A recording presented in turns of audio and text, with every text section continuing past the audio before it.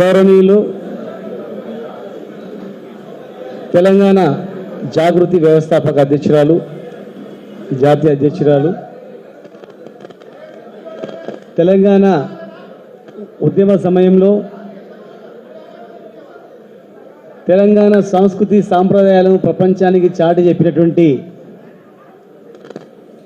మన అక్క కవితక్క గారు మరి ఈరోజు ఇక్కడ రావడం వారి మనస్ఫూర్తిగా స్వాగతం పలుకుతూ మరి వచ్చినటువంటి పెద్దలు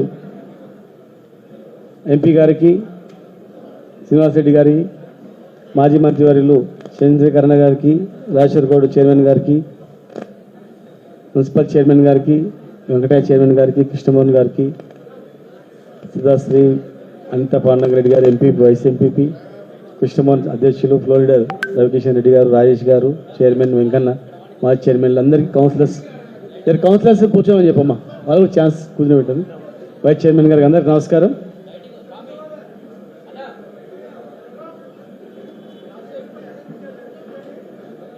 తెలంగాణ ఉద్యమ నాయకుడు, తెలంగాణ తెచ్చిన నాయకుడు, ఇక్కడనే పార్లమెంట్ సభ్యునిగా ఉండి పార్లమెంట్ ఎన్నికలలో కూడా ప్రముఖ పాత్ర పోషించినటువంటి కవితక్క మరి ఆ రోజు 10 సంవత్సరాల క్రితం ఉన్నటువంటి మహబూబ్నగర్, తెలంగాణ వచ్చిన తర్వాత కేసీఆర్ గారు ముఖ్యమంత్రి అయిన తర్వాత మేము వచ్చిన తర్వాత ఉన్నటువంటి మహబూబ్నగర్ ప్రజలు కానీ ప్రజా అవసరాలు కానీ వలస కూలీలకు అడ్డగా ఉన్నటువంటి ఈ మహబూబ్నగర్ ఎటు చూసినా తుమ్మ చెట్లు, కంపతారు చెట్లు, పేదరికము, బొంబాయి బస్సులు, దుబాయ్, ఇవి తప్ప ఏమి కనిపించేవి కావు. మరి దుబాయ్లో ఉన్న వాళ్ళ గురించి పోరాటం చేసింది, బొంబాయిలో నుంచి పోరాటం చేసి ఇలా తెలంగాణ వచ్చిన తర్వాత ఈ ప్రాంతాన్ని చూసినప్పుడు వారి మాటల్లోనే చెప్తారు. ఎందుకంటే ఆనాటి నుంచి ఈనాటి వరకు అన్నీ ఆమె చూసింది కనుక. ఇద్దరం మార్నింగ్ వచ్చేటప్పుడు అన్న ఏం తక్కువైంది ఈ మహబూబ్నగర్కు, అసలు ఏ మాయ జరిగిపోయింది, ఏ మాయలో పడ్డారు ఈ మహబూబ్నగర్, అసలు ఏం కావాలి ఈ మహబూబ్నగర్కు, అసలు ఏం తక్కువైంది మహబూబ్నగర్ అని చెప్పి మాట్లాడుకుంటూ వచ్చిన సందర్భం. నేను ఎలక్షన్లో ఓడిపోయిన రోజు కూడా ఆ రోజు కూడా చెప్పిన, మా మీద ఏమైనా కోపం ఉంటే మమ్మల్ని కానీ పనులు మాత్రం బంద్ చేయకండి అని చెప్పినాం. ఏ పనులు బంద్ చేయకండి, మేము కూడా సహకరిస్తాం, ఆ పనులు కావాలి, మహబూబ్నగర్ ఖ్యాతి పెరగాలి, మహబూబ్నగర్ అభివృద్ధి కావాలని చెప్పి రోజుకు 10 మంది 10 అంబులెన్స్ పోయేటివి, 5 అంబులెన్స్ చనిపోయినటువంటి శవాలు వచ్చేటివి. చిన్న రోగం వచ్చినా హైదరాబాద్ పోవాలంతే, ఆక్సిజన్ సిలిండర్ లేదు, ఇక్కడ ఐసీయూ ఒక బెడ్ కూడా లేనటువంటి పరిస్థితి. 100 సంవత్సరాల చరిత్ర మన్నెకొండ టెంపుల్ యాజిటీస్గా ఉండేది. ఉద్యోగం అనేది ఏం లేదు, చదువుకున్న తర్వాత ఇక ఉద్యోగం వచ్చేది ఏం లేదు, హోటల్లో పనిచేయడం, షాపులలో పనిచేయడం తప్ప ఉద్యోగం అంటే హైదరాబాద్కో అమెరికాకో వాల్సింది తప్ప ఏం లేదు. మరి ఇక్కడనే ఐటీ కంపెనీలు, ఇక్కడనే 10,000 మంది ఉద్యోగాలు ఇచ్చే పెద్ద ఇండస్ట్రీ చూస్తూ వచ్చినాం. పని జరుగుతున్న ఇండస్ట్రీ పెద్దది. మరి రోప్వే తెలంగాణలోనే మొట్టమొదటి రోప్వే, తెలంగాణ రాష్ట్రంలోనే దాదాపు కిలోమీటర్ రోప్వే ఉన్నది మహబూబ్నగర్లో. పనులు స్టార్ట్ అయినాయి, పునాదులు తీసినారు, ఎందుకు ఆగిపోయినాయి? 5,000 మందికి అన్నం తినేటువంటి అన్నదాన సత్రం పైన ఎందుకు ఆగిపోయింది? కోనేరు ఎందుకు ఆగిపోయింది? కోనేరులో నీళ్లు ఉండకుంటే మన్నకొండ జాతర వచ్చినట్టు. అలాంటిది కృష్ణా నీళ్ళు రోజు వచ్చి పడుతున్నాయి. పేదలకు ఉపయోగపడే కళ్యాణ మండపం ఎందుకు ఆగిపోయింది? హోటల్ ఎందుకు ఆగిపోయింది? ఫ్రీగా తక్కువ ధరకు వచ్చేటువంటిది. పత్తెపురం మసమ్మ దగ్గర ఎందుకు ఆగిపోయింది? హాస్పిటల్ 8-9 నెలల్లో 6 అంతస్తులు 1000 పడకల హాస్పిటల్. ఈ హాస్పిటల్ వల్ల ప్రైవేటు హాస్పిటల్లో కూడా ఏమి నష్టం జరగదు. పేదలు పైసలు కట్టలేని వాళ్ళు గవర్నమెంట్లో పోయి బతుకుతారు. డబ్బులు ఉన్న వాళ్ళు ఎట్లా ప్రైవేట్కి పోతారు. ప్రైవేట్ హాస్పిటల్కి ఎలాంటి చిన్న నష్టం కూడా జరగదు. అది పేదల ప్రాణాలు పోకుండా, పైసలు లేని వాళ్ళు పైసలు లేకుండా ఆయన చచ్చిపోయేటోళ్ళు, అలాంటి వాళ్ళు గవర్నమెంట్ హాస్పిటల్ ఇట్లా చాలా ఉన్నాయి. దాదాపు 150 కోట్ల పనులు మున్సిపాలిటీ మా చైర్మన్ గారు అన్నీ ఆపమన్నారని చెప్పారు. పనులన్నీ ఆపేసేయండి అన్నారని. మున్సిపాలిటీ పనులన్నీ ఆగిపోయినాయి. టెండర్ అయిపోయి పని అయ్యేటివి. హాస్పిటల్ పని ఆగిపోయింది. మన్నెంకొండ రోప్వే 100 కోట్ల రోప్వే ఆగిపోయింది. హోటల్ ఆగిపోయింది. డ్రైనేజ్లు ఆగిపోయినాయి. ఇక మరి అసలు ఏం చేయదలుచుకున్నారు? డిసెంబర్ 3 తర్వాత పెళ్లి అయితే 1/2 తులం బంగారం వస్తుందండి. పెళ్లిలో ఏ పెళ్లి పోయినా 1/2 తులం బంగారం కాదా, మాసం బంగారం కూడా కనబడతలేదు. 9వ తారీఖు నాడు 2 లక్షలు మాఫ్ అని చెప్పింది. 9వ తారీఖు నాడు 2 లక్షలు మాఫ్ తీసుకొని లోన్ తీసుకోండి 9వ తారీఖు బంద్ అవుతామండి. ఎక్కడ బంద్ కాలే. దయచేసి మా నాయకుడు చెప్పిండు 100 రోజులు సమయం ఇద్దాం, పని నిలకడని చేయండి అని. కానీ చూస్తుంటే ఏదో ఎంపీ ఎలక్షన్స్ వరకు ఏదో నడిపించి తర్వాత మొత్తం దుగ్నం బంద్ అయ్యేటట్టు కనిపిస్తూ ఉంది. మరి పాలమూరు రంగారెడ్డి జిల్లా ప్రాజెక్టు గురించి కూడా అక్క మాట్లాడుతుంది. మాకు ఆ ప్రాజెక్టే మా బతుకు తెరువు, నీళ్ళు వస్తేనే. మరి ఎంతో కష్టపడి మేము చేసిన పనులు చేస్తే 5 ఏళ్ళు సరిపోతాయి. చేసి మాకన్నా ఇంకా డబుల్ నిధులు తీసుకొచ్చి పనులు చేయాలి. కానీ ఉన్న పనులు ఆపడం వల్ల ఏం లాభం అనేది నాకు అర్థం కావట్లేదు.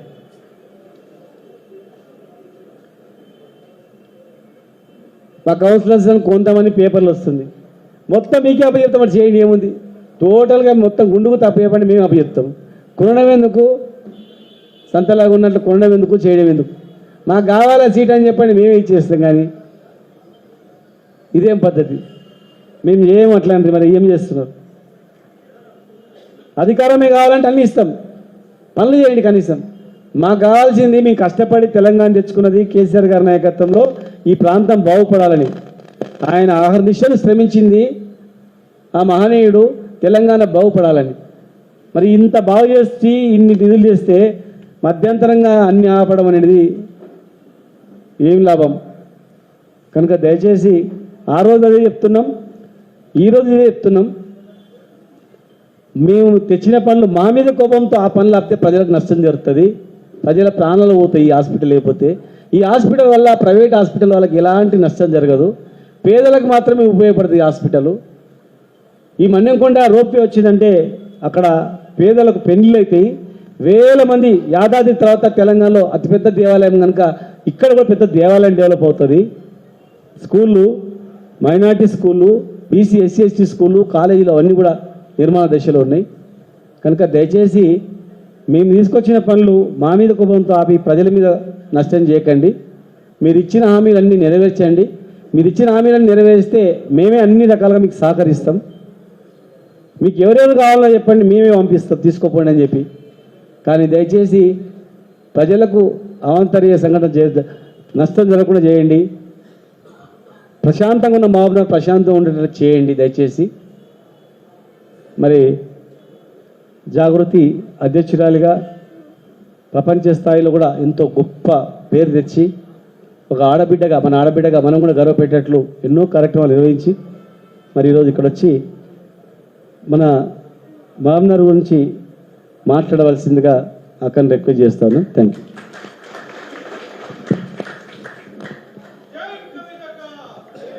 జై తెలంగాణ, జై కేసీఆర్. మహబూబ్ నగర్ పట్టణ జిల్లా బీఆర్ఎస్ పార్టీ కార్యకర్తలకందరికీ హృదయపూర్వకంగా నమస్కారాలు. వేదిక మీద ఉన్నటువంటి గౌరవనీయులు అన్న శ్రీనివాస్ గౌడ్ అన్న గారికి, అట్లానే పార్లమెంట్ సభ్యులు గౌరవనీయులు శ్రీనివాస్ రెడ్డి అన్న గారికి, గౌరవ సీనియర్ నాయకులు చంద్రశేఖర్ అన్న గారికి, అట్లానే రాజేశ్వర్ గౌడ్ గారు చైర్మన్ గారు, వేదిక మీద ఉన్నటువంటి మా అక్క చెల్లెలు ఎంపీపీలు వైస్ ఎంపీపీలు అట్లానే మా సోదరులు యువమిత్రులు అనేక పదవులలో ఉన్నటువంటి వాళ్ళు పదవులలో లేనటువంటి వాళ్ళు వేదిక మీద ఉన్న కార్యకర్తలకు నాయకులకి మీడియా మిత్రులకి అందరికీ కూడా హృదయపూర్వకంగా నమస్కారాలు తెలియజేస్తూ ఉన్నాను. మహబూబ్ నగర్ జిల్లాకు నాకు ఒక ప్రత్యేకమైనటువంటి అనుబంధం ఉన్న విషయం మీ అందరికీ తెలిసిందే. 2009లో ఎప్పుడైతే గౌరవ కేసీఆర్ గారు మహబూబ్ నగర్ నుంచి పోటీ చేయాలని నిర్ణయం తీసుకున్నారో ఆనాడు ఇక్కడికి వచ్చినామంటే అప్పటి నుండి ఈ జిల్లాతోని అనుబంధం, అప్పటి నుండి ఇక్కడ జిల్లా పార్టీతోని కార్యకర్తలతోని నాయకులతోని ఒక ప్రత్యేకమైనటువంటి అనుబంధం అన్నది నా జీవితంలో ఎదురైనటువంటి ఒక మంచి ఘటనగా నేను అనుకుంటా ఉంటాను. అందుకే నిజామాబాద్ వాళ్ళు ఎట్లయితే నా దగ్గరికి అధికారంతో వస్తారో మహబూబ్ నగర్ వాళ్ళు కూడా నా దగ్గరికి అట్లనే అధికారంతో వచ్చి ఏమన్నా పనులున్నా ఏమున్నా చెప్పేది ఉన్నా మాట్లాడేది ఉన్నా ఆపత్తికి సంపత్తికి వచ్చిపోతూ ఉంటారు. ఇవాళ కూడా మరి మహబూబ్ నగర్లో గౌరవనీయులు దేవరకద్ర మాజీ శాసనసభ్యులు వారి సోదరులు మరి మొన్ననే గతించినారు. వారి ఇంటికి పోయి వారిని పరామర్శ చేయడానికి ఆల వెంకటేశ్వర రెడ్డి గారి దగ్గరికి వెళ్ళి రావడం జరిగింది. ఒక మంచి కుటుంబ సభ్యుల్లాగా మహబూబ్ నగర్లో ఉండేటటువంటి మన నాయకులందరితో కూడా అనుబంధం ఉంది కాబట్టి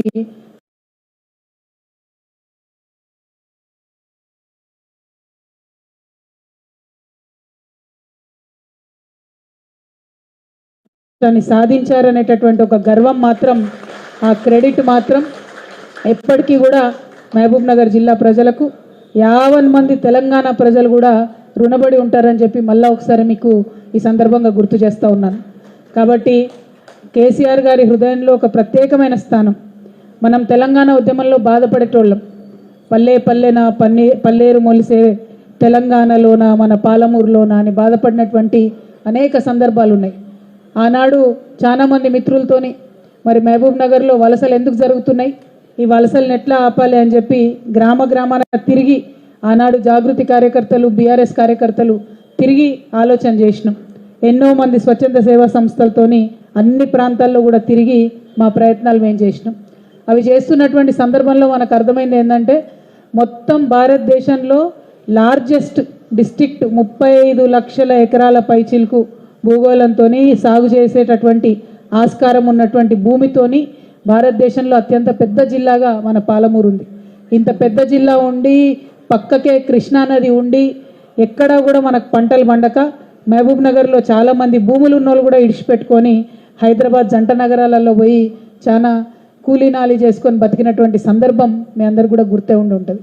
అందుకని ఒక బాధతోని ఒక ఆర్తితోని తెలంగాణ రాష్ట్రం వచ్చిన తర్వాత ఎట్టి పరిస్థితుల్లో కృష్ణా నీళ్లు మనకు రావాల్సిందే, మన పాలమూరు పచ్చబడాల్సిందే అనేటటువంటి ఒక ఆలోచనతోని గౌరవ ముఖ్యమంత్రి గారు పనిచేసారు. ఇంతకుముందు మేము వస్తుంటే మా అన్న వాళ్ళు అంటున్నారు, అందరూ సీనియర్స్ కార్లో కూర్చున్న వాళ్ళు, అక్క గుర్తుందా 2009లో మనం ప్రచారానికి పోతే 5 రోజులకోసారి 7 రోజులకోసారి మంచినీళ్ళు వస్తుండే, అది 14 రోజులకోసారి వస్తుండే. మా ఎంపీ గారు కూడా వారి అనుభవం చెప్తా ఉండే, ఇక్కడనే నేను డిగ్రీ చదువుకున్నాక నీళ్ళంటే దిక్కులేని పరిస్థితి ఆనాడు ఉండే, ఇప్పుడు ఎట్లా మారిపోయింది అని సంతోషంగా మేము అనుకుంటున్నటువంటి సందర్భం. కేవలం తెలంగాణ వచ్చినాక 10 అంటే 10 ఏళ్లలో పట్టుబట్టి ప్రయత్నం చేసి అనేకమైనటువంటి పనులు చేసుకున్నాం. అది మీ అందరి కళ్ళ ముందు ఉన్నది. ముఖ్యంగా మనకు ఎప్పుడైనా నీటి సమస్య ఉండే పెండింగ్ ప్రాజెక్ట్స్ ఏవైతే ఉంటాయో కల్వకుర్తి, నెట్టెంపాడ్, కోయిల్ సాగర్, భీమా వీటన్నిటిని కూడా మనం పెండింగ్ ఉన్న వాటిని పూర్తి చేసుకొని ఎక్కడ మంచినీటికి ఇబ్బంది లేకుండా 11 లక్షల ఎకరాలకు సంబంధించి ఇదే పాలమూరులో పంట పండేటట్టుగా ఈ పోయిన 10 ఏళ్లలో మనం పనిచేయడం జరిగింది. ఆ తర్వాత అనేక సందర్భాలలో నాకు గుర్తుంది, ఇక్కడ నుండి పచ్చటి పొలాలు ట్విట్టర్లలో సోషల్ మీడియాలలో పెట్టి ఇది ఎక్కడ గుర్తుపట్టండి అని అడిగితే పాలమూరు అంటే నమ్మనటువంటి సందర్భాలు 5 ఏళ్ల కిందటి దాకా కూడా ఉండే. అక్కడ నుంచి వడ్లు తీసుకొచ్చి కేసీఆర్ గారికి అనేక మంది నాయకులు నీళ్ళ కోసం బాధపడి ఉద్యమాలు చేసినటువంటి వాళ్ళు ఇక్కడ నుండి వడ్లు తీసుకొచ్చి కేసీఆర్ గారికి బహుమతి ఇచ్చినటువంటి సందర్భాలు కూడా ఇంకా నా కళ్ళలో మెదులుతూ ఉన్నాయి.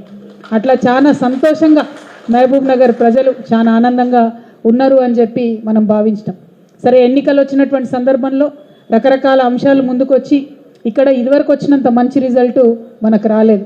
అయినప్పటికీ ఇక్కడ ఉండేటటువంటి బీఆర్ఎస్ పార్టీ కార్యకర్తలకు నాయకులకు నేను కోరుతా ఉన్నాను, మనం ఉద్యమంలో నుంచి వచ్చినటువంటి వాళ్ళం. ఒక్క అడుగు వెనుకకు పడితే 10 అడుగులు ముందుకు లంఘించేటటువంటి శక్తి ఉన్నటువంటి వాళ్ళం. భయపడాల్సిన అవసరం లేదు.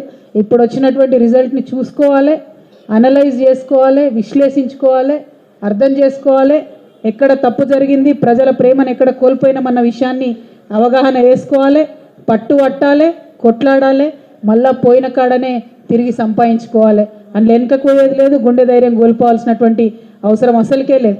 ఎందుకంటే మనం పనిచేసినాం, హార్ట్ఫుల్గా పనిచేసినాం, మనము ప్రాణ సమానంగా పాలమూరును భావించి పనిచేసినాం తప్ప రాజకీయం చేయదలుచుకోలేదు. వాళ్ళు రాజకీయం చేసిండ్రు, ప్రజలను మభ్యపెట్టిండ్రు, రిజల్ట్ ఇట్లా వచ్చింది. అయినప్పటికీ ఇవాళ బీఆర్ఎస్ పార్టీ అంటే ఒక శక్తి.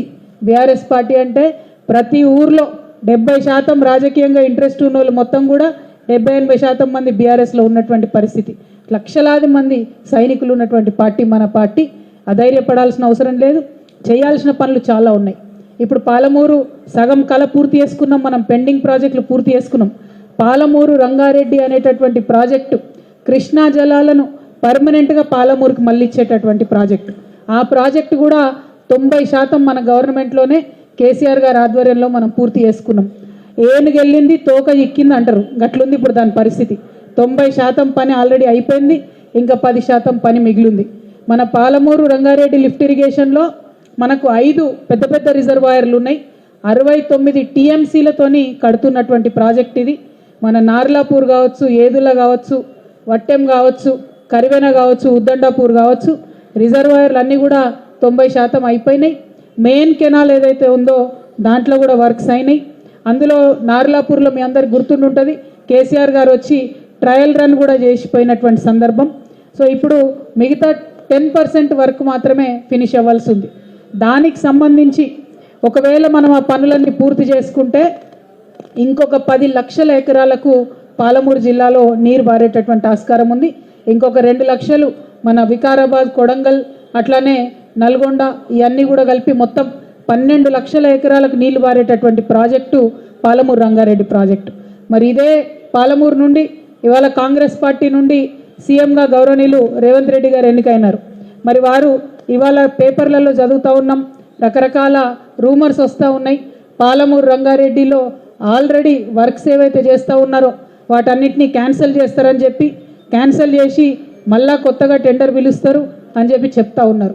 ఇక్కడ పాలమూరు రంగారెడ్డి విషయంలో గౌరవ ముఖ్యమంత్రి వర్యులు ఆనాడు కాంగ్రెస్ పార్టీలో ఉండి ఇదే రేవంత్ రెడ్డి గారు తప్పుడు కేసులు వేయించిన, దొంగ కేసులు పెట్టించిన, నేషనల్ గ్రీన్ ట్రిబ్యునల్కి పోయి ఆపే ప్రయత్నం చేసినా కూడా ఇది water project, drinking water project, దీన్ని ఆపొద్దు అని చెప్పి పనులు ఎక్కడ ఆపకుండా మనం మెయిన్ రిజర్వాయర్లు అన్నీ పూర్తి చేసుకున్నాం. ఇప్పుడు ఇంకా అనుమతులు ఢిల్లీలో వచ్చేటివి అన్నీ కూడా ఫినిష్ చేసుకున్నాం. ఇంకా చివరి అనుమతులు కొన్ని వచ్చేటివి ఉన్నాయి. దాని మీద దయచేసి సీఎం గారు దృష్టి పెట్టినట్టయితే ఈ ప్రాజెక్టుకి నేషనల్ ప్రాజెక్ట్ హోదా వస్తుంది. ఈ అనుమతులన్నీ కూడా పూర్తయిపోయి ప్రాజెక్ట్ ల్యాండ్ అయ్యేటటువంటి స్కోప్ ఉంటుంది. కాబట్టి రేవంత్ రెడ్డి గారికి బీఆర్ఎస్ పార్టీ తరఫున, పాలమూరు ప్రజల తరఫున నేను రిక్వెస్ట్ చేస్తున్నది ఒకటే, ఇప్పుడు జరిగేటటువంటి పనులను మళ్ళా క్యాన్సిల్ చేస్తే మళ్ళా మొత్తం చేయాలి అని చెప్పి మళ్ళా రీటెండర్ చేయాలని చెప్తే దాంతో ఇంకొక 2 పంటలకు పాలమూరు ప్రజలకు, పాలమూరు రైతులకు నీళ్లు రావడం ఆగిపోతుంది. త్వరితగతిన ఈ పనులన్నీ పూర్తి చేసుకుంటే ఇమీడియట్గా వచ్చే వర్షాకాలంలో చాలా చోట్ల నీళ్ళు ఇచ్చేటటువంటి ఆస్కారం ఉంటుంది. కాబట్టి ఇంకా డీలే చేయకుండా ఈ ప్రాజెక్ట్ని ఏదో మళ్ళీ క్యాన్సిల్ చేసి టెండర్లు కాల్ఫర్ చేస్తామని చెప్తా ఉన్నారు. మరి దీని వెనుక మతలబ్ ఏందన్నది సీఎం గారు అందరికి కూడా నిజంగా ఎక్స్ప్లెయిన్ చేయాల్సినటువంటి సందర్భం. ఎందుకోసం అడుగుతా ఉన్నామంటే గౌరవ కేసీఆర్ గారు ప్రాణహిత చేవెళ్ళ ప్రాజెక్ట్ని రీడిజైన్ చేస్తున్నామంటే రకరకాలుగా మాట్లాడిరు, ఏం చేస్తున్నారు, ఏం సంగతి అని. రీడిజైన్ చేసి ఎక్కువ ఎకరాలకు ఎక్కువ ఆయకట్టును మనం కవర్ చేయడానికి నీళ్ళు ఆనాడు ఇచ్చినాం. మరి ఇవాళ మేము పేపర్లలో చదువుతున్నది నిజమే అయితే పాలమూరు రంగారెడ్డి ఇప్పుడున్నటువంటి పనులను మీరు రద్దు చేసే మాట నిజమే అయితే మరి ఎందుకోసం చేస్తున్నారన్న విషయాన్ని కూడా ప్రజల ముందు చెప్పాలి. అసెంబ్లీలో కూడా పవర్ పాయింట్ ప్రజెంటేషన్ ఇవ్వాలి. ఎందుకంటే డిజైన్ చేంజ్ అయినప్పుడు, మనకు ఆయకట్టు పెంచినప్పుడు, ఇబ్బంది లేనప్పుడు ఎందుకోసం టెండర్స్ క్యాన్సిల్ చేస్తూ ఉన్నాం? దానివల్ల జరిగేది ఏంది? ఇంకో 2 సీజన్లు పంట రాకుండా రైతులకు నష్టం జరుగుతుంది. దీని బదులు దృష్టి పెట్టి ఢిల్లీలో మిగతా రావాల్సినటువంటి అనుమతులు తెచ్చుకొని అట్లానే నేషనల్ ప్రాజెక్ట్ హోదాని పాలమూరు రంగారెడ్డికి తెచ్చుకున్నట్టయితే బాగుంటుంది. రేవంత్ రెడ్డి గారు ఒక మాట అన్నారు నిన్న మొన్న ఇంటర్వ్యూ ఇచ్చుకుంటా, ఏమని, మోడీ గారితో సత్సంబంధాలు లేవు కాబట్టి కేసీఆర్ గారికి ప్రాజెక్టుకు మనకు అన్ని కూడా అనుమతులు రాలేదని మాట్లాడింది. మరి మీరు సత్సంబంధాలు పెట్టుకోండి, ఎవరు వద్దన్నారు? మీరు కొట్లాడండి, కేంద్ర ప్రభుత్వంతో కొట్లాడి మిగతా అనుమతులు తీసుకురండి, నేషనల్ ప్రాజెక్ట్ హోదా తీసుకురండి, శ్రద్ధ దాని మీద పెట్టండి, రైతులకు బెనిఫిట్ అయ్యేలాగా, పాలమూరు ప్రజలకు బెనిఫిట్ అయ్యేలాగా శ్రద్ధ దాని మీద పెట్టాలని చెప్పి నేను ఇవాళ ఇప్పుడున్నటువంటి ప్రభుత్వాన్ని, ఇప్పుడున్నటువంటి ముఖ్యమంత్రి గారిని మేము డిమాండ్ చేస్తూ ఉన్నాం. అదేవిధంగా అనేకమైనటువంటి అంశాలు మాట్లాడడం జరిగింది వారు ప్రతిపక్షంలో ఉన్నప్పుడు. ఈ పర్టికులర్ ప్రాజెక్టుకి సంబంధించి ఎన్ని అడ్డంకులు సృష్టించాలనో అన్ని అడ్డంకులు సృష్టించినా వాటిని అన్నిటినీ క్లియర్ చేసుకుంటూ ఇవాళ మొత్తంగా 90% పనులు కూడా పూర్తి చేసుకోవడం జరిగింది. ఇంకొక 10% పనులు పూర్తి చేయడం మీద ఈ ప్రభుత్వం శ్రద్ధ పెట్టాలని డిమాండ్ చేస్తూ ఉన్నాం. అట్లనే ఇంకొక మాట, మొన్నటి వరకు ప్రజాపాలన పేరుతోని మరి అన్నీ కూడా అప్లికేషన్లు తీసుకున్నారు. 1,20,00,000 అప్లికేషన్లు వచ్చినాయని చెప్తున్నారు. నిజంగా కూడా అప్లికేషన్లు ఎందుకు తీసుకున్నారో ఇంతవరకు ప్రజలకు అర్థమైతలేదు, ప్రభుత్వానికి అర్థమైతలేదు. ఎందుకంటే ఈ డేటా మొత్తం ఎవరెవరు ఏదైతే అప్లికేషన్లు పెట్టుకున్నారో అన్ని మీ సేవా సెంటర్లలో ఆల్రెడీ డేటా మొత్తం ఉన్నది. రేషన్ కార్డు అప్లికేషన్ అయినా, వితంతు పెన్షన్ అప్లికేషన్ అయినా, ఏదైనా ఆల్రెడీ డేటా ఉన్నది. ఇక కొత్త స్కీములు కావాలనుకునే వాళ్ళు పెట్టుకునే అప్లికేషన్లు తప్ప మళ్ళీ పెట్టిన వాళ్ళతోనే పెట్టి తీసుకొని ప్రజల లైన్లో నిలబెట్టిండ్రు. అది అయిపోయింది. సరే, ఇవాళ మేము ప్రభుత్వాన్ని కోరేది ఒకటే. ఇవాళ ఆల్రెడీ జనవరి 8వ తారీఖు, 9వ తారీఖు జనవరి 1 నాడు పెంచినటువంటి పెన్షన్లు వేయాల్సినటువంటి ప్రభుత్వం జనవరి 9 అవుతుంటే కూడా మరి పెన్షన్ల ఊసెక్కడా లేదు. అక్కడనో ఇక్కడనో 2-3 జిల్లాలల్లో ఉద్యోగస్తులకు జీతాలు వేసిండ్రు, మిగతా జిల్లాలలో ఇంకా జీతాలు కూడా రానటువంటి సందర్భం, రైతు బంధు ఊసులేనటువంటి సందర్భం. ఏమంటున్నారు? ఇవన్నీ అడిగితే అరే నెల రోజులు ఇయ్యరా, 2 నెలలు ఇయ్యరా అంటున్నారు. తప్పకుండా ఇస్తాం, 100 రోజులు కూడా ఇస్తాం. కానీ మేము కోరేది ఒకటే, ఆల్రెడీ 44 లక్షల మందికి ఈ రాష్ట్రంలో కేసీఆర్ గారి హయాంలో పెన్షన్లు ఇస్తూ వచ్చినాం. కేవలం ఎవరికైతే వస్తున్నాయో వాళ్ళకే మీరు పెంచి వేయండి పెన్షన్. దానిలో పనేం లేదు కదా, కొత్తగా డేటా తీసుకునే అవసరం లేదు కదా, అప్లికేషన్ తీసుకునే అవసరం లేదు కదా, దానికి సమయం ఎందుకు? దాన్ని మాత్రం జనవరి 1 నుంచి మీరు పెంచిన పెన్షన్ వేయవలసిందిగా మేము డిమాండ్ చేస్తూ ఉన్నాం. అంతేకాకుండా ఇంకొక మాట ఇచ్చింది ఈ ప్రభుత్వం, 100 యూనిట్ల కన్నా తక్కువ కరెంటు బిల్లు ఉంటే కట్టే అవసరం లేదని చెప్పింది. ఇవాళ మహబూబ్ నగర్ జిల్లా 200 యూనిట్లు, మహబూబ్ నగర్ జిల్లా ప్రజలందరికీ కూడా మేము పిలుపునిస్తూ ఉన్నాం. 200 యూనిట్ల కన్నా తక్కువ మీకు బిల్లు వస్తే కరెంటు బిల్లు కట్టకూరి. మీరు ఎందుకోసం అని చెప్తా ఉన్నాం ఈ మాట అంటే, మీరు కట్టుడెందుకు, మళ్ళీ మనకు వాపస్ ఇచ్చుడెందుకు? కట్టకుంటే మంచిగా ఉంటుంది, ప్రభుత్వానికి కూడా ఈజీగా ఉంటుంది. కాబట్టి కట్టకుండా ఉండండి అని కూడా మీ అందరికీ నేను మనవి చేస్తూ ఉన్నాను. ఇట్లా ఒక్కొక్కటి వాళ్ళు చెప్పినవి కొన్ని చేసే ప్రయత్నం చేస్తున్నారు. అందులో ఏమన్నా లోటుపాట్లు ఉంటే తప్పకుండా ప్రభుత్వానికి సూచన చేస్తాం, సమయం ఇస్తాం. 100 రోజుల తర్వాత బీఆర్ఎస్ పార్టీ కార్యకర్తల నాయకులందరూ సిద్ధంగా ఉండాలి. మళ్ళీ మనం ఉద్యమం చేపట్టాల్సి ఉంటుంది. ప్రజలకు సౌకర్యం కలిగే విధంగా, ఈ ప్రభుత్వం ఇచ్చినటువంటి మాట నిలబెట్టుకునే విధంగా, ప్రజలకు హక్కులు సాధించి పెట్టడానికి, వారి పక్షాన పోరడానికి బీఆర్ఎస్ కార్యకర్తలందరూ కూడా సిద్ధంగా ఉండాలని ఈ సందర్భంగా పిలుపునిస్తూ ఉన్నాం. అట్లానే త్వరలోనే పార్లమెంట్ ఎన్నికలు రాబోతూ ఉన్నాయి. మరి పార్లమెంటులో ఏనాడైనా, అది 2009 కావచ్చు, 2004 కావచ్చు, అప్పటి నుండి టీఆర్ఎస్ పార్టీ పుట్టినప్పటి నుండి ఇప్పటి వరకు పార్లమెంట్లో తెలంగాణ అనేటటువంటి మాట మాట్లాడేది కేవలం ఈ బీఆర్ఎస్ పార్టీ మాత్రమే. పార్లమెంట్ ఎన్నికలలో దయచేసి ఉమ్మడి మహబూబ్ నగర్ జిల్లా ప్రజలు ఆలోచించి బీఆర్ఎస్ పార్టీని పెద్ద మెజార్టీతో గెలిపించవలసిందిగా కోరుతా ఉన్నాను. ఎందుకంటే కాంగ్రెస్ పార్లమెంట్లో ఉన్నా ఎన్నడూ వాళ్ళు తెలంగాణ గురించి మాట్లాడలే, బీజేపీ పార్లమెంట్లో ఉన్నా ఎన్నడూ వాళ్ళు తెలంగాణ గురించి మాట్లాడలే. కేవలం మాట్లాడేటటువంటి పార్టీ, తెలంగాణ హక్కుల కోసం కొట్లాడేటటువంటి పార్టీ గిదే గులాబీ జెండా, గిదే బీఆర్ఎస్ పార్టీ. కాబట్టి రానున్న పార్లమెంట్ ఎన్నికలలో బీఆర్ఎస్ పార్టీ అభ్యర్థులను పార్లమెంటుకు పంపించవలసిందిగా ఉమ్మడి మహబూబ్ నగర్ జిల్లా ప్రజలను మనస్ఫూర్తిగా కోరుతూ, మరి మహబూబ్ నగర్ జిల్లాకు వరప్రదాయిని, ప్రాణప్రదమైనటువంటి పాలమూరు రంగారెడ్డి ప్రాజెక్టుకి నేషనల్ స్టేటస్ కోసం ప్రయత్నం చేయవలసిందిగా ఈ ప్రభుత్వాన్ని డిమాండ్ చేస్తూ ఉన్నాం. మీరు ఈ టెండర్లు రద్దు చేసి మళ్ళీ టెండర్లు పిలిచే ప్రక్రియలో ఇంకా 2-3 సీజన్లు రైతులకు నీళ్లు రాకుండా నష్టపోతారు. కాబట్టి ఆ ప్రక్రియను కట్టిపెట్టి తక్షణమే కేంద్ర ప్రభుత్వం మీద ఒత్తిడి తీసుకొచ్చి మిగతా పర్మిషన్లు తెచ్చి ప్రాజెక్టు పూర్తి చేయవలసిందిగా ఈ ప్రభుత్వాన్ని డిమాండ్ చేస్తూ ఉన్నాం. అవసరమైనటువంటి సూచనలు మా అన్న చాలా గొప్పగా చెప్పినారు శ్రీనివాస్ గౌడ్ అన్న గారు. మీరు ఎక్కడనో మా ఎంపీటీసీలను తీసుకుపోవడం ఎందుకు, మా కౌన్సిలర్లను గుంజుకపోవడం ఎందుకు, ఇవన్నీ చేసుడు ఎందుకు, మీకు ఏం చేయాలనుకున్నా సపోర్ట్ చేస్తాం మేము. ఎందుకంటే ఇవాళ ప్రతి స్థానిక సంస్థల్లో నిండుగా దాదాపు 80% ఉన్నది కూడా బీఆర్ఎస్ ప్రజాప్రతినిధులే. కాబట్టి అభివృద్ధిలో ఎక్కడ కూడా మేము ఆటంకపరచం. మీరు ఇచ్చినటువంటి హామీలు నిలబెట్టుకోవడంలో మాత్రం తప్పకుండా మీకు సూచనలు చేస్తాం. అవసరమైన సందర్భంలో నిలదీస్తాం. జరుగుతున్నటువంటి పనులు ఆపకుండా కొనసాగించి ప్రజల పక్షాన ప్రభుత్వం ఉండాలని చెప్పి మీ అందరినీ ప్రభుత్వాన్ని ఈ సందర్భంగా డిమాండ్ చేస్తూ మళ్ళీ ఒకసారి మహబూబ్ నగర్ జిల్లా ప్రజలకు మనస్ఫూర్తిగా ధన్యవాదాలు. ఎప్పుడు మహబూబ్ నగర్ వచ్చినా మంచిగా పాత కార్యకర్తలందరినీ కలిసి సంతోషం అనిపిస్తుంది. మళ్ళీ ఒకసారి మీ అందరినీ కలిసినందుకు చాలా హ్యాపీ. ఈసారి పార్లమెంట్ సీటు గెలిచిన తర్వాత జైత్రయాత్రకు మళ్ళీ పాలమూరు రావాలని మనస్ఫూర్తిగా కోరుకుంటూ మీ అందరి దగ్గర కూడా సెలవు తీసుకుంటా ఉన్నాను. Thank you. జై తెలంగాణ, జై కేసీఆర్. ఎంపీ గారు ఓట్ ఆఫ్ థ్యాంక్ యూ.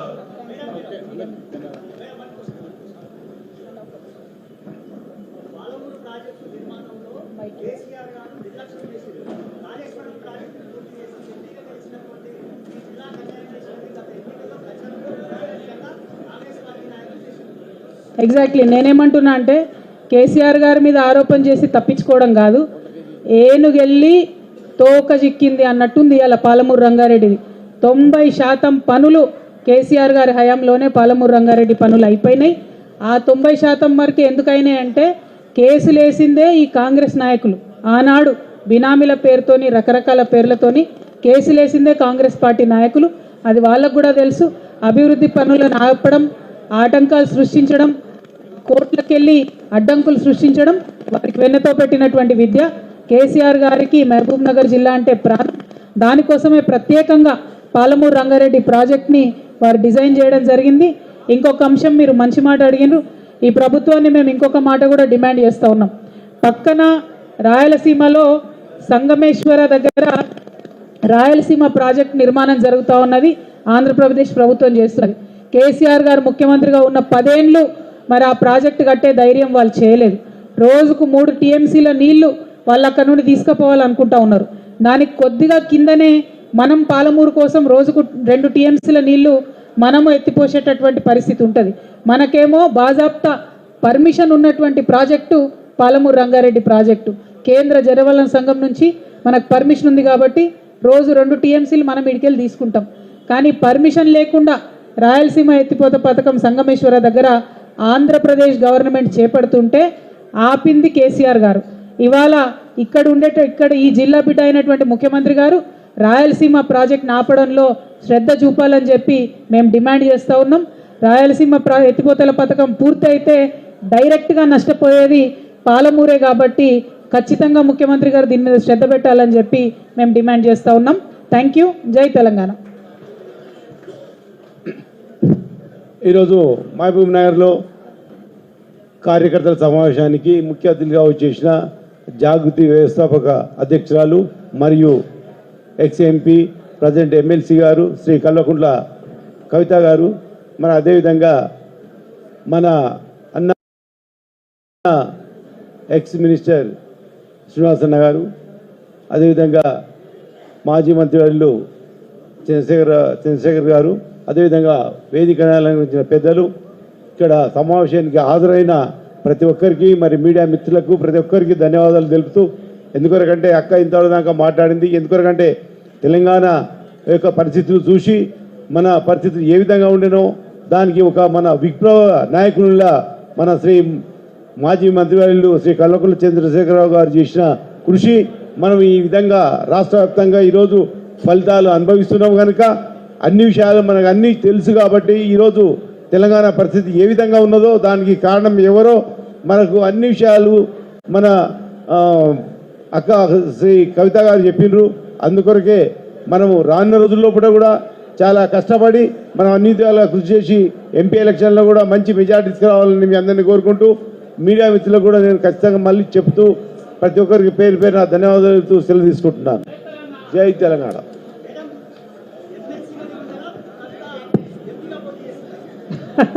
ఇట్లాంటి కాంప్లికేటెడ్ క్వశ్చన్స్ అడగద్దు బ్రదర్. పార్టీ ఏం చేయమంటే అది చేస్తాం అంతే, మాకు ఇంకొక ఆలోచన ఉండదు. Thank you. పార్టీ ఏం చేయమంటే అది చేస్తాం. Thank you. జై తెలంగాణ.